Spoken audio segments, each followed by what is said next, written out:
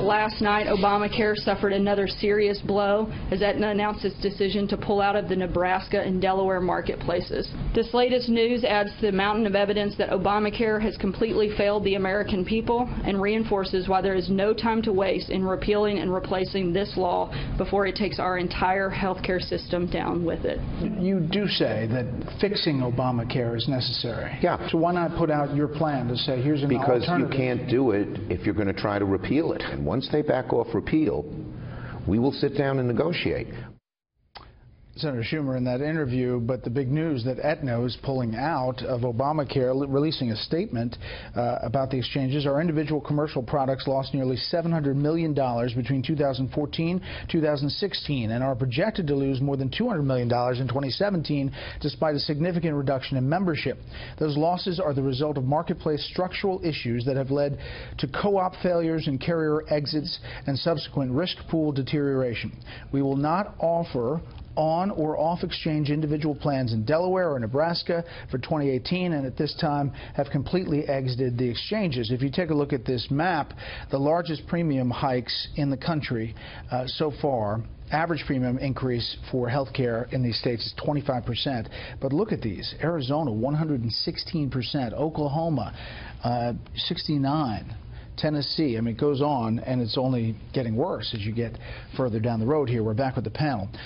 Mara, this puts an urgency on everything. That's right. It puts an urgency on everything. It says that the part of Obamacare that deals with the individual market is collapsing. There are a lot of other parts to Obamacare, but we've been focusing on this individual market.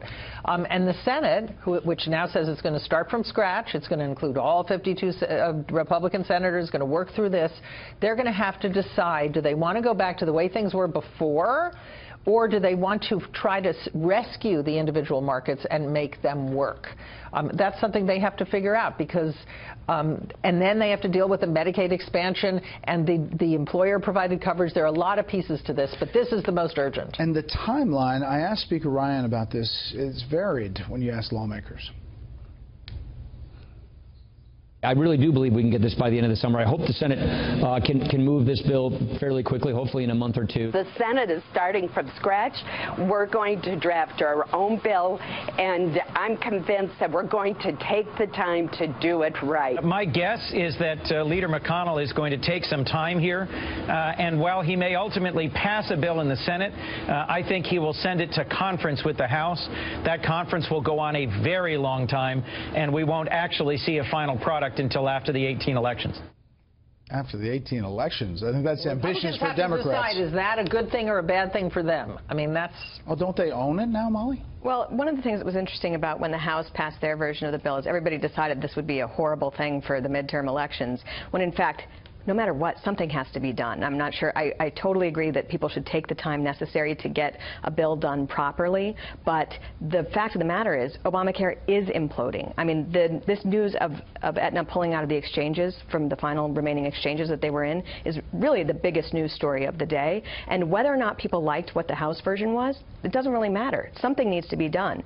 The entire premise underlying Obamacare, that there would be these exchanges, that premiums would go down, that money would be saved, it's all been shown to be not true. So this adds some pressure to the Senate in a way that I think Senator McConnell has enjoyed that the pressure was over on the House side.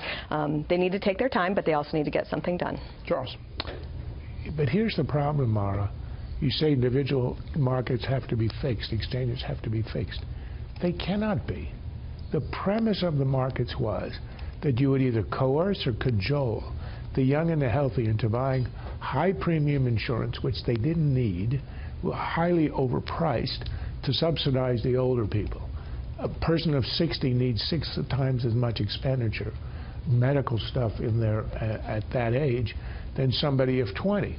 But the Democrats decreed that the elderly would only have to pay 3 times as much. Right. The House bill does away with that. Yeah, but it doesn't do away with it. Well, it changes the ratio, yeah. But the point is, the way it's structured right now, the young are not going to purchase this stuff because it makes no sense. The only way that you're going to deal with it is to have it subsidized by the taxpayer. And that will be huge subsidies coming from the government. In the absence of that, these individual markets are in a death spiral from which they will not recover. And that's the irony of where we are. If a Democrat had won the White House, they would be stuck with this in a completely irreparable situation. But now that the Republicans are in charge, people say, well, you've got to fix it. There's no way to fix it without turning it essentially into a government program. So we go back to the way things were before. There always was an individual market, even when there weren't the exchanges.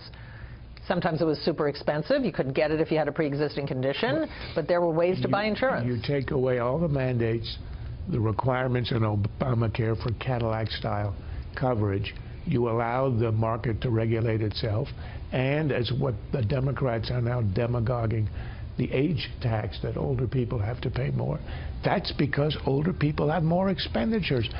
That's how insurance markets work. My point, Molly, is that, you know, for all the talk about Democrats own Obamacare, because we are now where we are and Republicans control the House and the Senate and the White House, no matter if they call it Obamacare or not, Republicans own the fix or the replace or whatever, and it politically hurts them come 2018, doesn't it? Yes, but even more than politically, there's just a real problem that needs to be fixed. So no matter what the political implications are, it is their job to fix it right now. Yeah. And they were elected to do that.